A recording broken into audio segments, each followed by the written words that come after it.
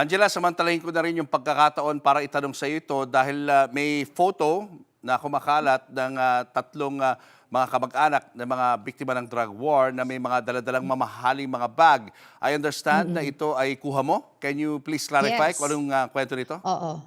Yes, Julius, for context, yan yung araw na yan ay yung nagkaroon ng press con, that was the day before the confirmation of charges, the first day of confirmation of charges of former president, yan yung grupo na Panagutin, Duterte Panagutin Network, nagkaroon sila ng press con na yan. So sa press con na yan, dumalo ang iba't ibang mga human rights advocates, and of course sila Attorney Cristina Conti, sila Attorney Nelly Cormenares, at saka itong dalawa dito, yung tatlo na yan, yung sa mga kaanak ng biktima ng EJK. Yung bandang left side, yung hindi nakaitim, siya yung co-convener ng Rise Up. So yung dalawang nakaitim, yan yung kaanak, no, ng biktima ng drug war. So I approached them, nagpakilala ako, at hiniling ko kung pwede silang ma-interview. That was the before the press con.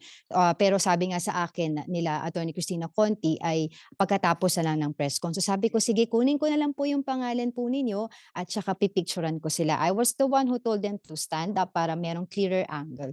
Pero for that particular time, Julius, wala akong nakita na mga mamahaling bag. At wala din naman silang bag nung pinicturean ko sila. And for the entire duration na nasa loob kami ng room na yan, wala akong nakitang luxury bag. And if you can scrutinize the photo ng fake news, doon sa naka-long sleeves na younger na babae sa right side, yung kamay niya na may bag, may mga singsing siya.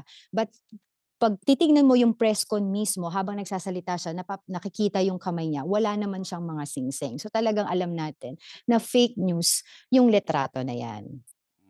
Ayan, maraming salamat sa paglilinaw, Angela Lagunsad Castro. Mga kapatid, Julius Babaw po.